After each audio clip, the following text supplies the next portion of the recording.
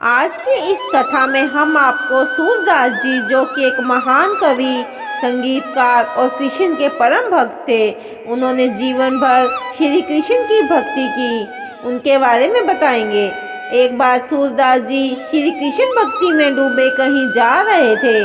तभी रास्ते में एक कुआं पड़ा जो उनको दिखाई नहीं दिया और वे उसमें गिर गए।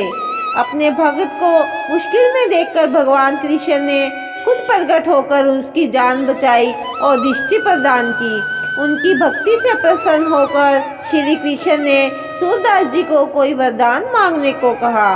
सूरदास जी ने भगवान कृष्ण से उन्हें फिर से दृष्टिहीन होने का वरदान मांगा। सूरदास जी ने कहा वे श्री कृष्ण के अलावा किसी और को देखना नहीं चाहते। इस घटना से पता चलता है कि सूरदास जी वहाँ श्री कृष्ण के कितने बड़े भक्त थे। फिर सूरदास जी ने कृष्ण मंदिर में ही सेवा करना शुरू कर दिया और नित्य वहाँ भजन और संगीत किया करते थे।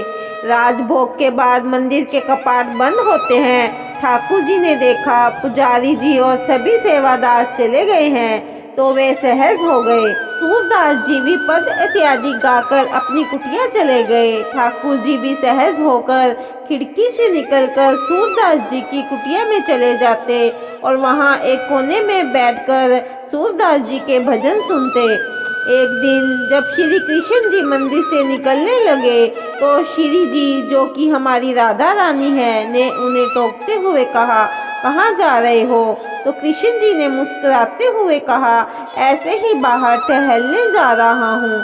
तो श्री जी ने कहा, मैं भी साथ चलूंगी। तो कृष्ण जी ने कहा, आप साथ जाकर क्या करोगी? आप मंदिर में ही रहो। परंतु राधा जी नहीं मानी तो राधा जी को साथ ले जाने को तैयार हुए और कहा कि जहाँ वे जा रहे हैं वहाँ पर आप चुप रहना, कुछ बोलना मत। तो राधा जी ने कहा, ठीक है। मंदिर से निकलकर कृष्ण जी और राधा रानी सूरदास जी की कुटिया में चले गए और चुपचाप बैठ गए। सूरदास जी को सुन रहे हैं। सूरदास जी भजन गा रहे हैं। इतने में ही सूरदास जी को पता नहीं क्या हुआ, उन्होंने अपनी लाठी उठाई और चल दिए। इनको दिखाई तो देता नहीं था। तो श्री कृष्ण जी ने राधा जी से कहा, चलो मंदिर वापस चलते हैं। सूरदास जी तो चले गए। राधा जी बोली, हम नहीं जाएंगे, थोड़ी दूर सूरदास जी के साथ चलते हैं, कहीं ये गिर न जाएं। ठाकुर जी बोले, इसीलिए तो मैं आपको साथ नहीं ला रहा था। आपको तो एक क्षण में ही दया आ जाती है। सूरदास जी आज से थोड़े ही अंधे हैं, वे तो बचपन से ही अंधे हैं, वे अपने आप अपना ध्यान रख लेते हैं। राधा जी बोली, मुझसे तो नहीं देखा जाता, मैं तो इनके साथ जाऊंगी। तो चलो आगे आगे सूरदास जी और पीछे कृष्ण जी और राधा रानी। इतने में ही आगे एक गड्ढा आया। सूरदास जी चलने लगे तो राधा जी उनको पकड़ने के लिए दौड़ी, पर कृष्ण जी ने उन्हें मना कर दिया। तो राधा जी ने कहा, आप बड़े निष्ठुर हो गए हो, वो बेचारे गड्ढे में गिर जाएंगे। इतने में सूरदास जी गड्ढे में गिर गए। राधा जी ने कहा, इनको बाहर निकालो। तो कृष्ण जी ने कहा, नहीं, ये अपने आप निकल जाएंगे। पर राधा रानी नहीं मानी और कहा, आज आप रक्षा कर दो सूरदास जी की, फिर मत करना, इनको बाहर निकालो। कृष्ण जी ने कहा, ठीक है। उन्होंने अपनी कमरिया खोली और गड्ढे में डाल दी और बोले, बाबा। सूरदास जी बोले, कौन है? मुझे इस गड्ढे से बाहर निकाल दो। तो कृष्ण जी ने कहा, मैंने अपना पटका फेंका है नीचे, आप इसको पकड़ो, मैं आपको बाहर खींच लूँगा। सूरदास जी ने जैसे ही पटका पकड़ा, उसमें से इत्र की खुशबू आई और वो वही सुगंध थी जो आज गोसाई जी ने राजभोग लगाते हुए लगाई थी। सूरदास जी समझ गए ये कोई साधारण व्यक्ति नहीं है। सुगंध के कारण उन्हें पता चल गया कि ये ठाकुर जी हैं। ठाकुर जी ने सूरदास जी को बाहर खींच लिया। सूरदास जी बाहर आ गए और उन्होंने सोचा, आज तो समय है, आज तो इनको जाने नहीं दूंगा। गड्ढे से बाहर आकर सूरदास जी ने ऐसा नाटक किया जैसे इनको ठोकर लग गई हो और गिरने लगे। श्री कृष्ण जी तो हट गए, पर सूरदास जी श्री जी के चरणों में गिर पड़े। राधा जी जैसे ही पीछे हटी तो उनके पायल का नूपुर सूरदास जी के हाथ में रह गया। सूरदास जी ने चुपचाप वह नूपुर रख लिया। कृष्ण जी राधा जी को साथ लेकर मंदिर जाने लगे तो उन्होंने देखा कि उनके एक पैर का नूपुर नहीं है।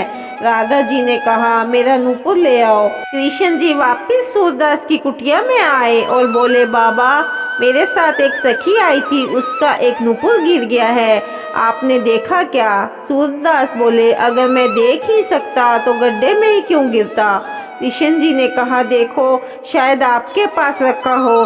तो सूरदास ने कहा, हाँ एक नूपुर है तो सही मेरे पास, पर मैं तो उसी को दूंगा जिसका ये नूपुर है। कहीं मैंने ये आपको दे दिया और वो भी आ गए जिसका ये नूपुर है तो मैं क्या करूँगा? पहले साबित करो कि ये आपका है।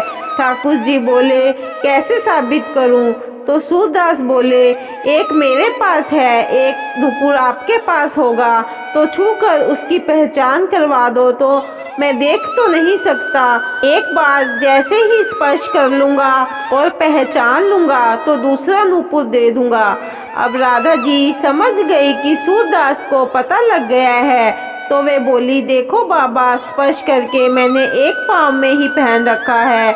ठाकुर जी राधा जी का हाथ पकड़कर खींचकर जाने लगे तो राधा ने कहा, नहीं पहचान कर लेने दो इनको। राधा जैसे ही अपने चरण सूरदास को छुआने लगी तो सूरदास ने उनके चरण पकड़ लिए और कहा, आज तो मैंने आपको पहचान लिया है, अब ऐसे ही जाने नहीं दूंगा। ठाकुर जी कहने लगे, जाने दो हमें, गुसाई जी मंदिर में हमारी राह देख रहे होंगे। पर सूरदास नहीं माने और बोले, नेत्र प्रदान करो, आपके दर्शन करूंगा। श्री जी ने तुरंत सूरदास जी के नेत्रों पर अपना हाथ फेर दिया। जैसे ही सूरदास ने आंखें खोली तो सामने ठाकुर जी और राधा जी के दर्शन कर लिए। और जब वे वापस जाने लगे तो सूरदास ने कहा, ये नेत्र वापस ले जाओ, बस अब कुछ और नहीं देखना। इन आँखों ने राधा और ठाकुर जी को देख लिया, बस अब कुछ और देखने की तमन्ना नहीं। ऐसी थी सूरदास जी की कृष्ण भक्ति।